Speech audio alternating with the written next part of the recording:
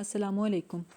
ناہید سلطانہ اختر کے ناول زندان میں پھول کی قسط نمبر 23 سیکنڈ لاسٹ ایپیسوڈ پیش خدمت ہے۔ میں نے کہا، علی ضیاء، اوپری منزل کے قید خانے میں نہ ہم بول سکتے تھے، نہ ہنس سکتے تھے، نہ رو سکتے تھے، اور ہماری ماں زندگی کے مزے لوٹ رہی تھی۔ ہم ایک بیمار بوڑھے آدمی کی موت کی خبر کے منتظر تھے، جس کی موت سے ہماری رہائی مشروط تھی، جبکہ وہ زندہ تھا ہی نہیں۔ 3.25 سال سے زیادہ عرصہ روشنی، دھوپ، ہوا، متوازن غذا نہ ملنے سے میرے جڑواں بہن بھائی قد میں چھوٹے رہ گئے، ان کے جسم نحیف و نزار ہو گئے، سر اور دھڑ میں توازن نہ رہا۔ زہر ملی خوراک کھانے کی وجہ سے ہم آئے دن بیمار رہنے لگے، اور حارث تو زندگی سے ہاتھ دھو بیٹھا۔ پوچھو اپنی بیوی سے، اس رات یہ حارث کو کس ہسپتال میں لے کر گئی تھی؟ ممی بولی، میں اسے ہسپتال لے کر نہیں جا سکی تھی، اس نے راستے میں ہی دم توڑ دیا تھا۔ اور اسے دفنایا کہاں تھا؟ اس بدنصیب کی قبر کا کوئی نشان تو ملنا چاہیے۔ اس کی میت کو ہم نے ایک خیراتی ادارے کے حوالے کر دیا تھا۔ اس بات کو تو بہت سال گزر چکے ہیں، مجھے اب یاد نہیں رہا۔ آپ کی یادداشت اتنی کمزور نہیں ہو سکتی۔ علی ضیاء سختی سے بولا، شیریں، جو پوچھا جا رہا ہے اس کا جواب دے دو۔ وہ اس کے سخت لہجے سے گھبرا گئیں، ہچکچاتے ہوئے بولیں، اس بدنصیب کو تو نہ کفن ملا نہ قبر۔ ہم اس کی میت کو گھر نہیں لا سکتے تھے۔ ہسپتال جاتے تو پوسٹ مارٹم ہوتا اور کئی مسائل کھڑے ہو جاتے۔ اس لیے امی کے مشورے پر میں نے اسے ایک نالے میں پھینک دیا۔ یہ سن کر میرا خود پر قابو ختم ہو گیا۔ میں تیزی سے اٹھی اور دونوں ہاتھوں سے ممی کی گردن پکڑ لی۔ میں نے چلاتے ہوئے کہا، میں حارث کی میت کی بے حرمتی کے لیے آپ کو معاف نہیں کر سکتی۔ میں آپ کو زندہ نہیں چھوڑوں گی۔ علی ضیاء نے مشکل سے مجھے پکڑ کر ممی سے الگ کیا، کرسی پر بٹھا کر پانی پلایا، پھر ممی کی طرف دیکھ کر بولا، لعنت ہے تم پر شیریں، تم عورت نہیں، عورت کے نام پر دھبا ہو۔ پھر وہ مجھ سے بولا، تمہارے ساتھ واقعی بہت برا ہوا ہے، لیکن جو کچھ تم نے کیا وہ بھی کچھ اچھا نہیں۔ میں تو تم سے اپنے رشتے کی نوعیت کے بارے میں ناواقف تھا، لیکن تم تو جانتی تھی کہ تمہاری ماں کی نسبت سے میرا تمہارا کیا رشتہ ہے۔ تمہیں اچھے برے، جائز و ناجائز کا خیال رکھنا چاہیے تھا۔ مجھ سے تمہارا نکاح جائز ہی نہیں تھا۔ کاش تم نے مجھے یہ سب پہلے بتایا ہوتا۔ تبھی کسی نے زور سے دروازہ بجایا۔ علی ضیاء نے آگے بڑھ کر دروازہ کھولا تو بھیا تیزی سے کمرے میں داخل ہوئے۔ وہ چہرے سے ہراساں دکھائی دے رہے تھے۔ مجھے دیکھا تو انہوں نے اطمینان کی سانس لی۔ ممی اپنی جگہ سے اٹھیں، بھیا سے بولیں، عارف، دیکھو، زری مجھے فرحین اور حارث کی موت کا ذمہ دار قرار دے رہی ہے۔ بھیا خاموش رہے۔ عارف بیٹے، میں نے تم لوگوں کو وہ زہر مجبور ہو کر دیا تھا۔ میں نے سوچا زہر ملی خوراک کھانے سے تم بیمار ہو جاؤ گے اور ہسپتال لے جانے کے بہانے میں تمہیں اس قید خانے سے نکال لوں گی۔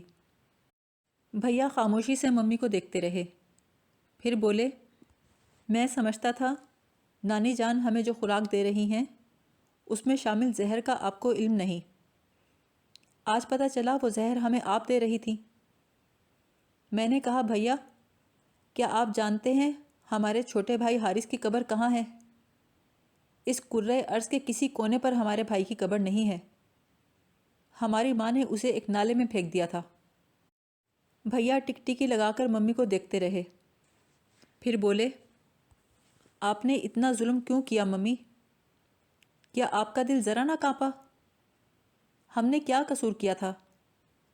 کیا آپ کی اولاد ہونا ہمارا جرم ہے؟ ممی نے چیخ ماری، پھر پاگلوں کی طرح چلاتی ہوئی کمرے سے نکل گئیں۔ بھیا مجھ سے بولے، اور تم کیا حرکتیں کرتی پھر رہی ہو؟ تمہیں کتنا منع کیا تھا کہ بدلہ لینے کی بجائے یہ معاملہ اللہ پر چھوڑ دو۔ علی ضیاء نے کہا، میں زری کو کافی ڈانٹ چکا ہوں۔ ان سے ایسی غلطی ہو گئی ہے کہ اس کی تلافی ممکن نہیں۔ معاف کر دینا اس لحاظ سے اچھا ہوتا ہے کہ انسان آئندہ کی بہت سی تکلیفوں سے بچ جاتا ہے، لیکن ہم انسانوں کی بدقسمتی یہ ہے کہ مکافات عمل پر یقین رکھنے کی بجائے خود ہی آگ میں کود پڑتے ہیں۔ بھیا نے اس کی طرف سرد مہری سے دیکھا اور بولے، اس وقت میں جلدی میں ہوں، اپنی بہن کو لے جانے کے لیے آیا ہوں۔ علی ضیاء بولا، ہاں بالکل، انشاءاللہ پھر ملاقات ہوگی۔ بھیا بولے، میرا خیال ہے یہ ہماری پہلی اور آخری ملاقات ہے۔ علی ضیاء نے کہا، مجھے تم لوگوں سے ہمدردی ہے۔ زریں کا اپنی ماں کے خلاف مجسم انتقام بن جانے کو سمجھ سکتا ہوں، مگر انتقام لینے کے لیے کوئی اور طریقہ بھی اختیار کیا جا سکتا تھا۔ یہ کیا کہ خود بھی ایک گہری کھائی میں جا گری اور اپنے ساتھ مجھے بھی گرا دیا، جبکہ میرا تو کوئی قصور نہیں تھا۔ بھیا نے اس بات کا کوئی جواب نہیں دیا، مجھ سے بولے، چلو زریں۔ اچانک باہر سے شور سنائی دیا۔ ہم کمرے سے نکلے تو دیکھا مہمانوں میں بھگدڑ مچی ہے۔ لوگ چلا کر کہہ رہے تھے، کوئی فائر بریگیڈ کو فون کرو۔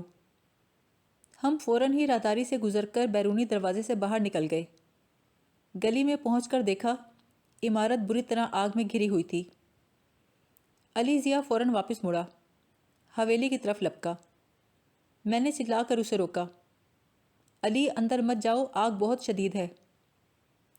وہ کہنے لگا، شیریں ابھی اندر ہی ہے اور اس کی ماں تو معذور ہے، تم یہیں رکو، میں انہیں لے کر آتا ہوں۔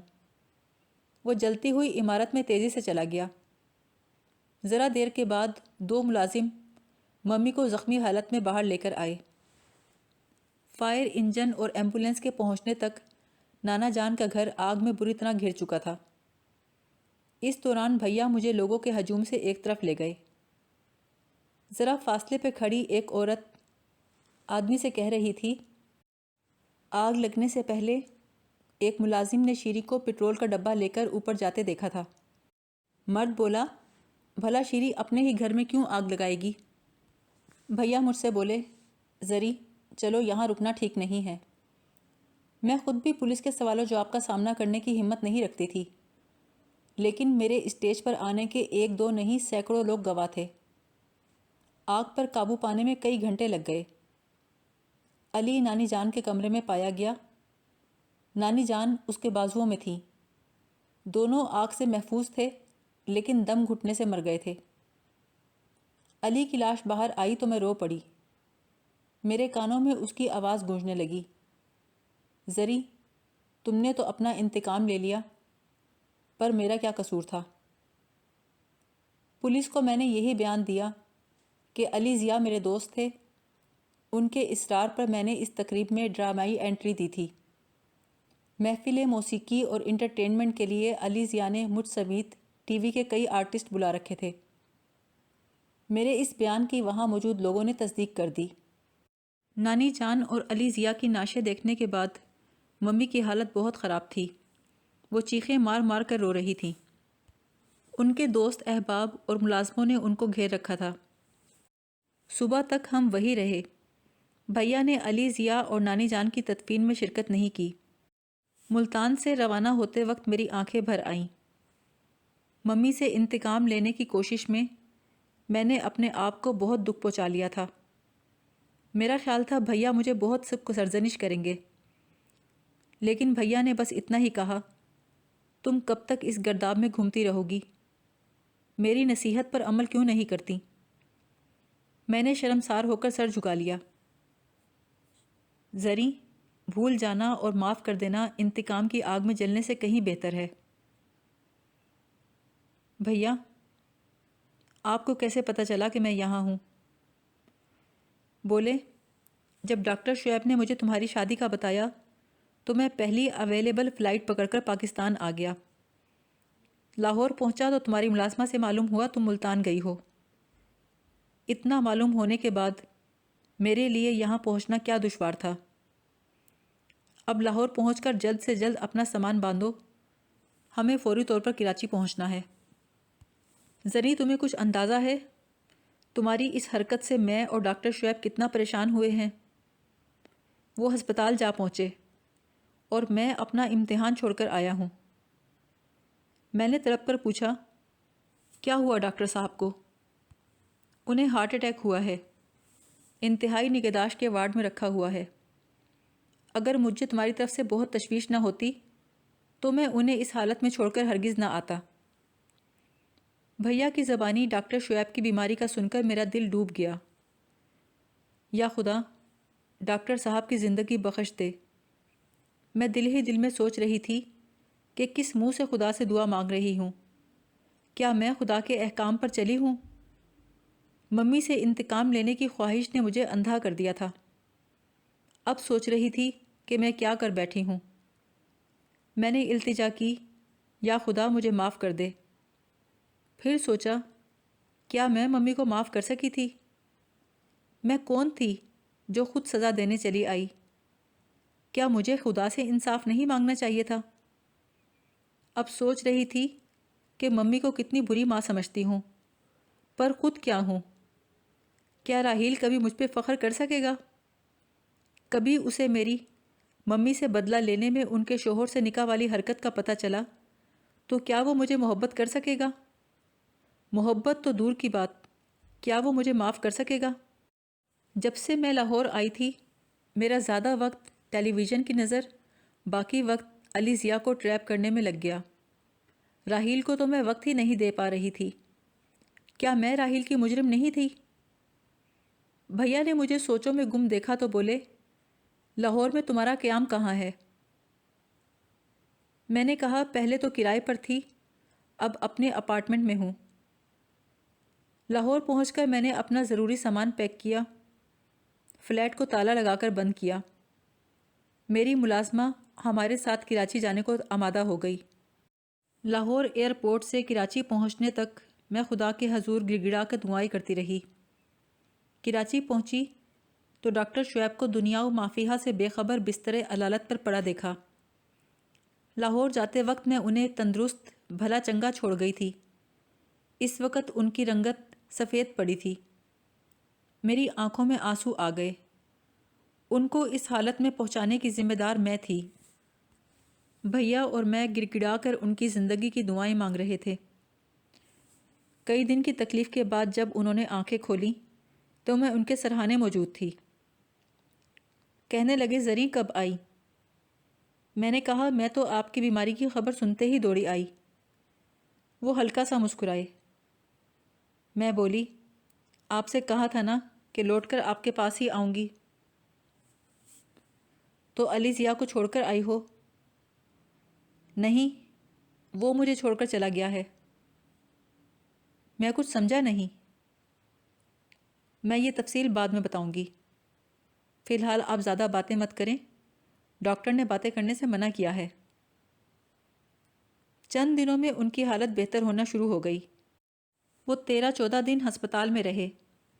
اس دوران میں نے ان کی دیکھ بھال میں دن رات ایک کر دیا، ان کی دلجوئی میں کوئی کسر نہ اٹھا رکھی۔ گھر پہنچنے کے بعد ان کے اصرار پر میں نے انہیں وہ سارے حالات بتائے جو لاہور اور ملتان میں پیش آئے تھے۔ ڈاکٹر شعیب کی صحت یابی کے بعد بھیا انگلستان جانے لگے تو مجھ سے بولے، زریں، ہم دونوں بھائی بہن ہی نہیں دوست بھی ہیں۔ ایک دوست کی حیثیت سے تمہارے لیے میرا مشورہ ہے، ڈاکٹر شعیب سے شادی کر لو۔